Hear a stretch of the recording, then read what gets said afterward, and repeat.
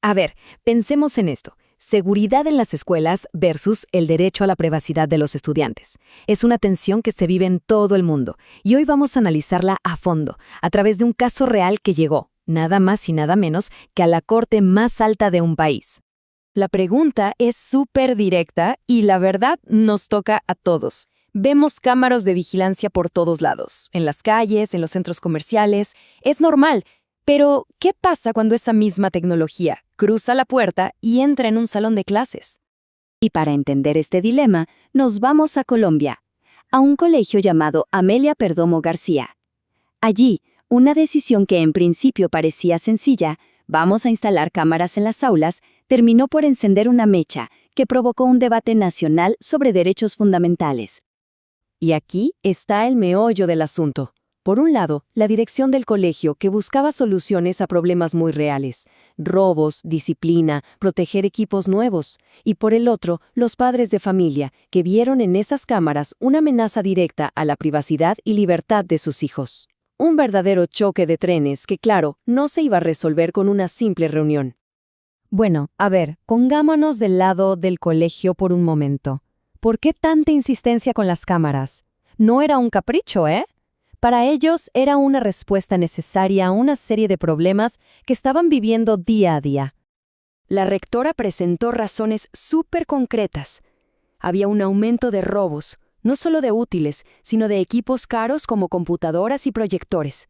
Incluso una profesora las pidió para que la ayudaran con la disciplina. Y el punto clave era este. Sentían que con un solo guardia de seguridad, pues, no alcanzaba. La medida era insuficiente. Ok, ya vimos una cara de la moneda. Ahora vamos a darle la vuelta. Para un grupo de padres y estudiantes, la solución del colegio era de hecho peor que el problema. Sentían que se estaba cruzando una línea que no debía cruzarse. La defensa de los padres se basó en derechos protegidos por la Constitución. Hablaban de la privacidad, por supuesto, pero también de algo muy interesante, el libre desarrollo de la personalidad. Y la verdad tiene mucho sentido. Un estudiante que se siente observado todo el tiempo, ¿se va a atrever a ser curioso, a equivocarse, a debatir con la misma libertad? Probablemente no. Entonces, tenemos dos argumentos muy sólidos, pero totalmente opuestos. ¿Qué hace un tribunal constitucional en un caso así? Pues no se trata de elegir un ganador y un perdedor. Tienen que aplicar un método muy específico para encontrar el equilibrio correcto. Lo primero que hace la Corte es sentar las bases. Y legalmente, no todos los espacios son iguales. Hay una diferencia gigante entre un espacio público, como un parque, donde la expectativa de privacidad es baja, y un espacio privado, como una casa, que es casi sagrado. Y aquí viene el concepto clave de todo este asunto. La Corte dice que un salón de clases no es ni público ni privado. Es un espacio semiprivado. Es un lugar cerrado, compartido por un grupo específico de gente para una actividad concreta. Y esta definición es fundamental, porque de esto depende qué nivel de vigilancia es aceptable. Con el tipo de espacio ya definido, la Corte saca su herramienta principal, el llamado test de proporcionalidad. Son básicamente 4 preguntas, una especie de checklist, para analizar si una medida que limita un derecho, como las cámaras, está realmente justificada. Veamos cómo le fue al colegio con este test. Ahora sí, vamos a desglosar la decisión final de la Corte paso por paso, pregunta por pregunta, y es aquí donde la balanza finalmente se inclina hacia un lado. Primera pregunta del test. ¿El objetivo del colegio, o sea, buscar más seguridad, era válido desde un punto de vista constitucional? Y la respuesta fue un sí, así, en mayúsculas. La Corte estuvo totalmente de acuerdo. Proteger a los estudiantes y los bienes de la escuela no solo es legítimo, es un deber. Así que en el primer paso el colegio estaba en lo correcto. Segunda pregunta. Ok, el fin es válido, pero el método, poner cámaras, ¿es realmente adecuado para lograr esa seguridad? Y de nuevo, la Corte dice que sí. En teoría, las cámaras sí pueden servir para disuadir robos y para identificar a los responsables. Son un medio idóneo. Hasta este punto, el colegio parecía ir ganando el argumento. Y aquí, en el tercer paso, es donde el análisis da un giro de 180 grados.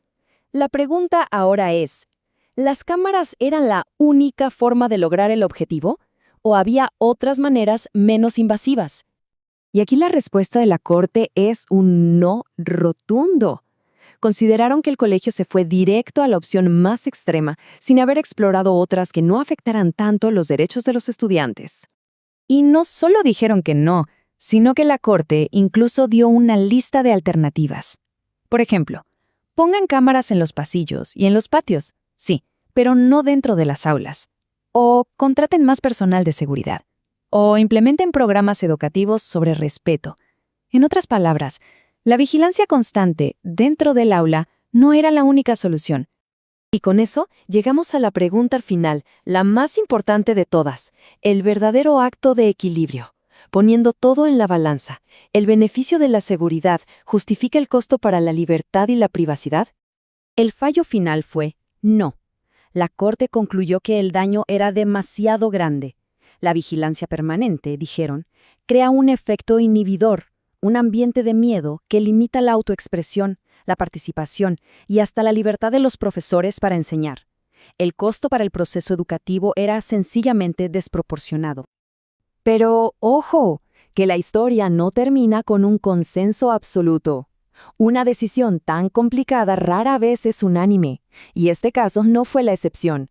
Hubo un voto en contra que nos recuerda que este debate está lejos, pero muy lejos, de haber terminado. El magistrado que no estuvo de acuerdo argumentó que la decisión de la mayoría no estaba considerando la creciente realidad del acoso escolar, del bullying, donde el robo es una de sus formas más comunes. Para él, la seguridad de los estudiantes frente a estas nuevas amenazas debía tener mucho más peso. Y esto nos deja con la pregunta final, una que va mucho más allá de los muros de este colegio. En un mundo lleno de tecnología, donde la seguridad parece exigir cada vez más vigilancia, ¿cómo y dónde trazamos la línea para proteger nuestras libertades más fundamentales? La respuesta, la verdad, sigue en construcción.